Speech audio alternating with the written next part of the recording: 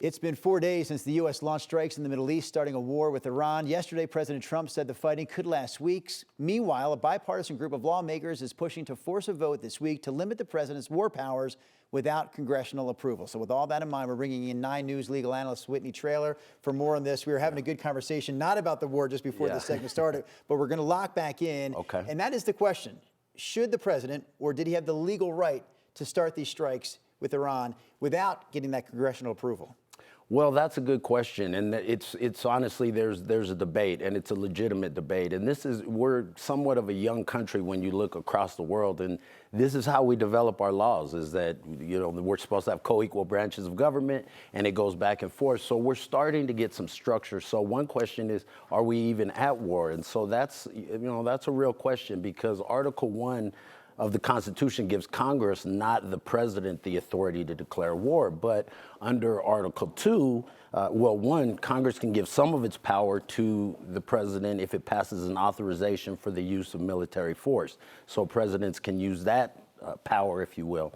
And Article 2, Commander-in-Chief power, gives the president the authority to use military force to respond to attacks on the nation or U.S. forces abroad without congressional authority. And so here we're hearing all these things that, hey, there's an imminent threat and these kind of things, but I think it's fair to say there was no attack by us. So those are 2 possible powers. And then, of course, the third, as we do the analysis, the third, bucket is the War Powers Resolution of 1973, which allows the president to initiate hostilities abroad only when there's been a declaration of war, specific statutory authorization, or a national emergency created by an attack on the U.S. So really none of those things have happened. So there's an argument on both sides. I think right now there's probably not the authority.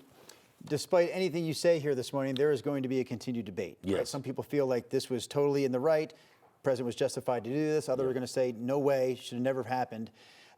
I'm wondering internationally, is there any international laws that say the president, or the U.S. for that matter, should not have done what we did last weekend? Yes, and that would be the UN Charter, and we're a member of that, and we actually passed it almost overwhelmingly, almost unanimously in 1945. And so the use of force against another country, the UN Charter prohibits the use of force against another country, except for self-defense, collective self-defense, or authorized by the UN Security Council. So again, neither of those things have happened. And I heard Marco Rubio yesterday, and it's been interesting over the past few days how the administration has defended this. And part of, I think, the frustration of a lot of the Congress is that it keeps changing, the rationale keeps changing. And so the last thing I heard from Marco Rubio was, well, if Israel has an impending attack on Iran, and if they do that, Iran is then going to attack U.S. assets. Right. And they're using that as justification, which seems like such an end around to say, well, these guys will attack, and then, and none of that has happened yet.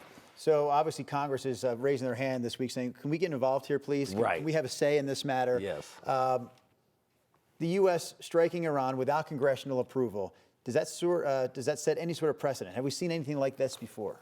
Well, we have seen it. I mean, I think you could argue we saw it with Venezuela, but we've also seen that with minor incursions with lots of different presidents. President Obama did it with Libya. And so this type of thing has happened, and some people have argued that it was part of the Article 2 Commander-in-Chief powers. Some have said, well, the president needs to have some flexibility to be able to respond to this and to not go in.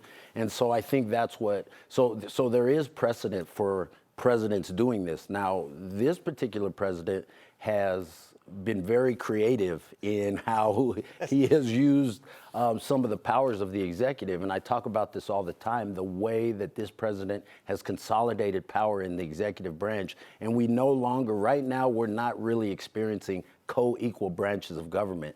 There is a consolidation of power in the executive branch through executive orders, through these executive agencies. He has used them in very creative ways. And I don't think Congress has responded well. And so now they're supposed to vote, I think, tomorrow on a resolution to decide under the Resolution Act of 1973 if they're going to They want to limit what the president can do in Iran. A lot of people are saying it won't pass, but that seems to be the pushback that Congress is giving right now. So there really is precedent, but it's also unprecedented the way this president is going about things. I like the way you describe the president as being creative. It seems like a very down-the-middle reference to what's happening. Right. Whitney, I know it's not the easiest of topics to talk about, but we appreciate you coming on and giving us your legal expertise on this war matter. Yeah, glad to be here.